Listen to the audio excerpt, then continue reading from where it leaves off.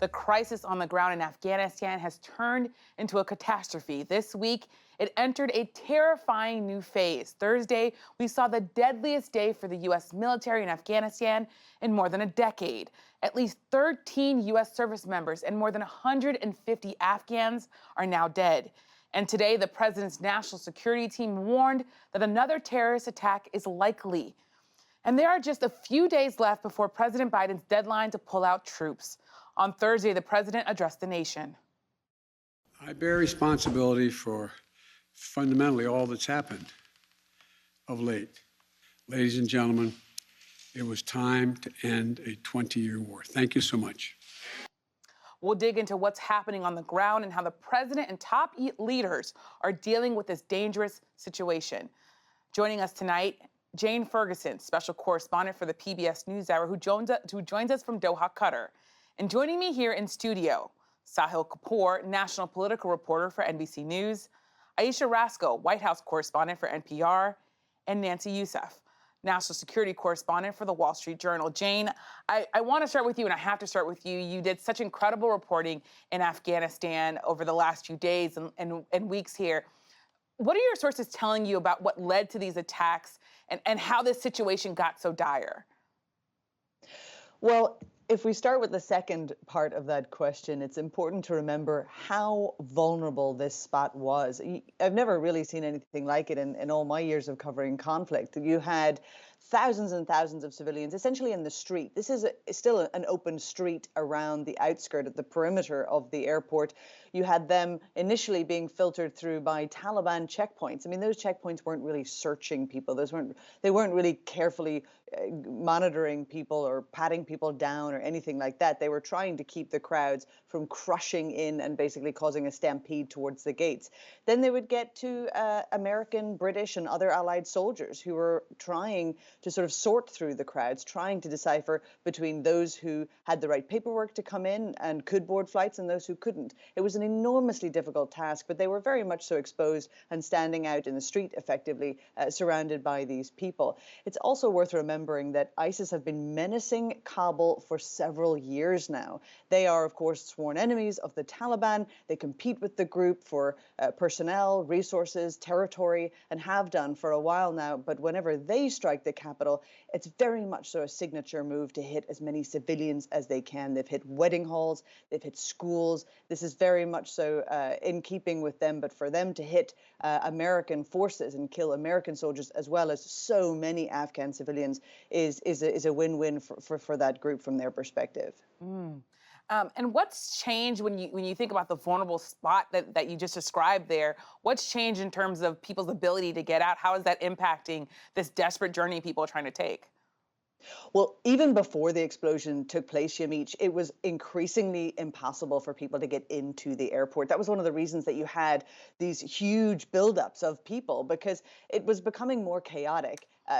Trying to get into and on flights, it was becoming more difficult in terms of the credentials and paperwork that you needed. By the time I left just the day before the bombing, almost everybody was saying at the gates, at the very same gates where these explosions took place, that you really needed a U.S. passport or a green card or something similar for the other nations and other militaries there to get in. So it was already difficult. Then the Taliban said before the explosion that they were going to stop Afghans even going to the gates and going to the airport. So they started really trying to hold people back. We know that people continue to go. They're still waiting there and hopeful and just desperate, really, to get out of the country.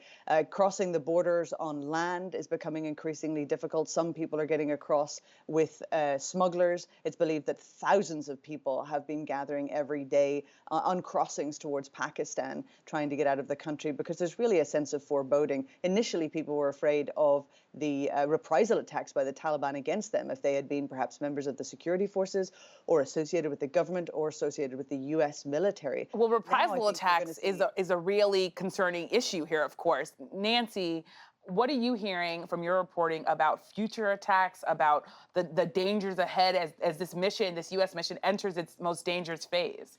It's a great question and an important one because, as Jane has described in such important detail, the Taliban cannot secure the area leading up to the airport. There are security lapses, and in this case, leading to catastrophic consequences earlier this week.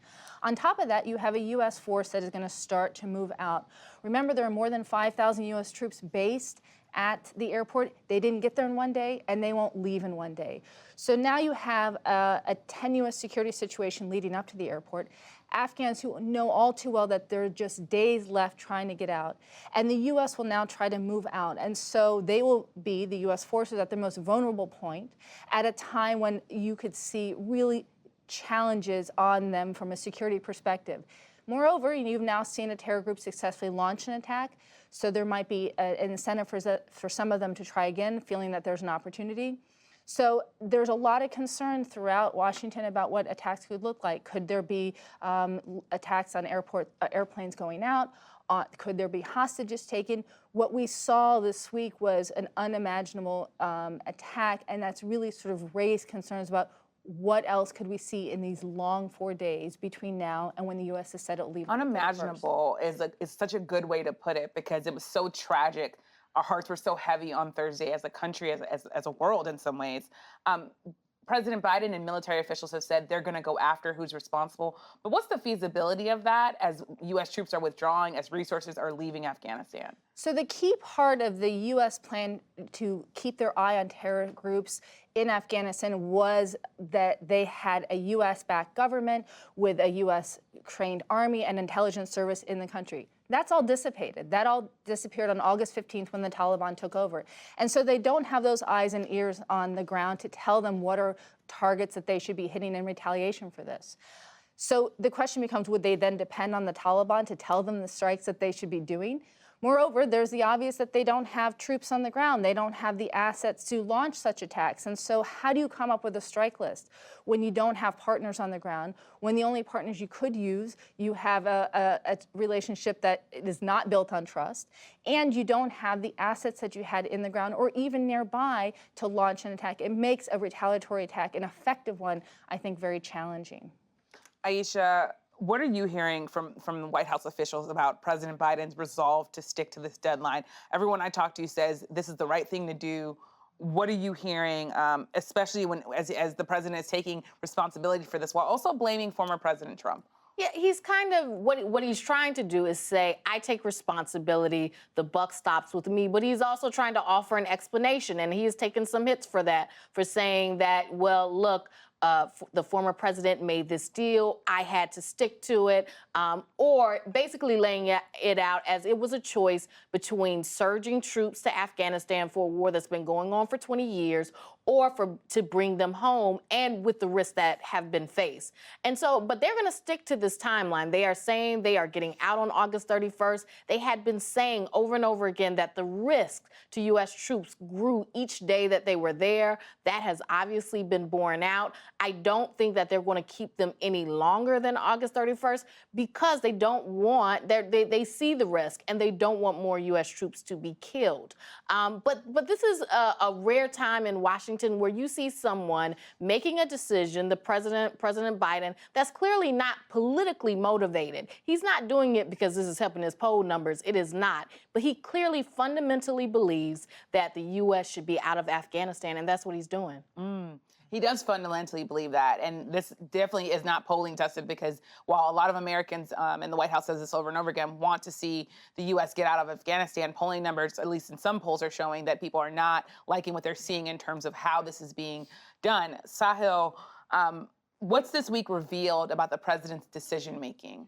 I think we are seeing a Biden doctrine come into focus on foreign policy, and that begins with an emphatic rejection of the post-9/11 foreign policy consensus that the United States can and should use military power, use force to invade other countries in pursuit of exporting American democracy there. This is a Joe Biden who once believed in that when he voted to authorize the Afghanistan war, when he voted to authorize the Iraq war, and he's come to the completely opposite conclusion that it cannot be done and it shouldn't be done. And I think that's why his resolve has been so steely to continue the withdrawal plan in the face of enormous criticism. That Biden doctrine also includes the idea of what foreign policy experts call soft power, using diplomatic tools, using things like economic tools and conditioning of foreign aid as a way to promote human rights and democracy in other parts of the world. And finally, This White House, this administration is much more focused on the rise of China than the issue of terrorism. They believe the rise of China presents much bigger and more long-term threats to the United States, and also focused on Russia, disinformation campaigns to meddle in democracy. That is where Biden wants to focus. The criticism that Sahil is talking about, Nancy, also is tied to this kind of coordination with the Taliban. White House Press Secretary Jen Psaki said, we don't trust the Taliban, but we have to coordinate with them. What do we know about the risks of coordinating with the Taliban? Well, as you remember, the U.S. fought a nearly 20-year war against the Taliban, and now we're talking about working with them. And I can imagine for so many of your viewers, that's a very jarring thing to hear. Again, their approach was contingent on the idea that for some period of time, certainly through the U.S. withdrawal from Afghanistan, it would have a U.S.-backed government there to support them, and that hasn't happened. The only force left is the Taliban. The Taliban is in charge of every part of the country now. They control the capital. They are in the presidential palace. And so there aren't enough forces to secure the city. It would take tens of thousands. And so they're using Taliban elements. These are not elements that they have trained or can tell what to do or can manage how they do these security checkpoints. The U.S. is communicating with the Taliban every day in an effort to navigate that, but it doesn't mean that they're working side by side or that they have a shared interest. The Taliban objective is to get the United States out and to get them out by August 31st. The U.S. objective is to do it as safely as possible with the troops that they have. Yeah. But when those interests collide, we could see a real security risk to U.S. troops and to American citizens and country.